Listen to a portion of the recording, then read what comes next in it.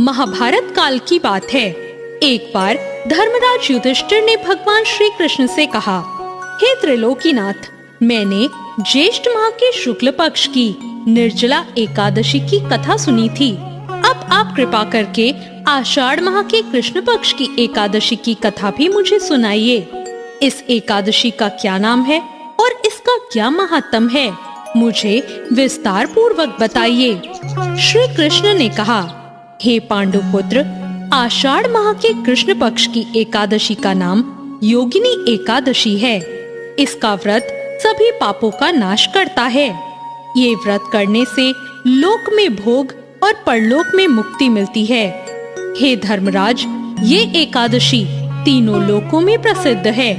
इसके व्रत से सभी तरह के पाप नष्ट हो जाते हैं। तुम्हें मैं पुराणों में कही हुई एक कथा सुनाता हूँ, उसे ध्यान से सुनो। कुबेर नाम का एक राजा अलकापुरी नाम की एक नगरी में राज करता था। वो बहुत बड़ा शिव भक्त था और उसका हेममाली नाम का एक यक्ष सेवक था जो पूजा के लिए फूल लाया करता था। अब हेममाली की विशालाक्षी नाम की एक बहुत सुंदर पत्नी थी। एक दिन वो मानसरोवर से पुष्प लेने आया, लेकिन कामासक्त होने के कारण पुष्पों को रखकर वो अपनी स्त्री के साथ रमण करने लग गया और इस भोग विलास में वो फूल ले जाना भूल गया और उसे वहीं दोपहर हो गई। हेममाली की राह देखते देखते जब राजा कुबेर को दोपहर हो गई तो उन्हें बहुत क्रोध आया और क्रोध पूर्वक उन्होंने अपने सेवकों को आज्ञा दी कि तुम लोग जाकर पता करो कि हेममाली अब तक मेरी पूजा के लिए पुष्प लेकर क्यों नहीं आया है। जब राजा के सेवकों ने पता लगाया तो उन्होंने राजा के पास जाकर बताया, हे राजन, वो हेममाली अपनी स्त्री के साथ रमण कर रहा है। इस बात को सुनकर राजा कुबेर ने हेममाली को बुलाने की आज्ञा दी। डर से कांपता हुआ हेममाली राजा के सामने उपस्थित हो गया। उसे देखकर कुबेर को अत्यंत क्रोध आया और उसके होठ फड़फड़ाने लगे।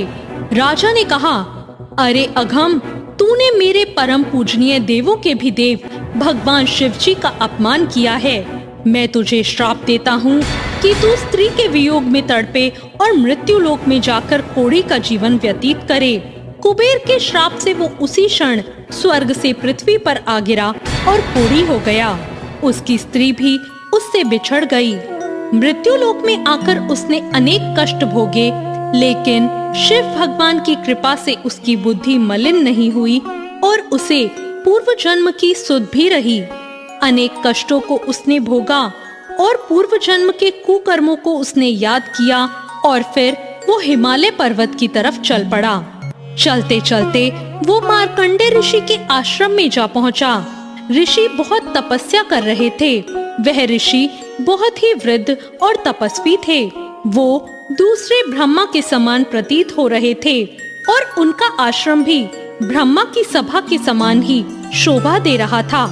ऋषि को देखकर हेममाली वहां गया और उन्हें प्रणाम करके उनके चरणों में गिर पड़ा।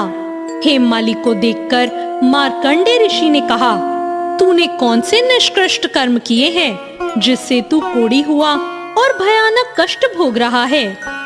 महर्षि की बात सुनकर हेममाली ने कहा, हे मुनि श्रेष्ठ, मैं राजा कुबेर का अनुचर था। मेरा नाम हेममाली है। मैं प्रतिदिन मानसरोवर से फूल लाकर भगवान शिव की पूजा के लिए कुबेर को समय पर दिया करता था। एक दिन पत्नी के साथ सहवास के सुख में फंस जाने के कारण मुझे समय का ज्ञान नहीं रहा और दोपहर तक वो फूल में नहीं पहुंचा सका। तब उन्होंने मुझे श्राप दिया कि तू अपनी स्त्री का वियोग और मृत्यु लोक में जाकर कोढ़ी बने और दुख भोगे। इस कारण मैं कोढ़ी हो गया और पृथ्वी पर आकर भयंकर कष्ट भोग रहा हूँ। अतः कृपा करके आप ऐसा उपाय बताइए जिससे मेरी मुक्ति हो जाए।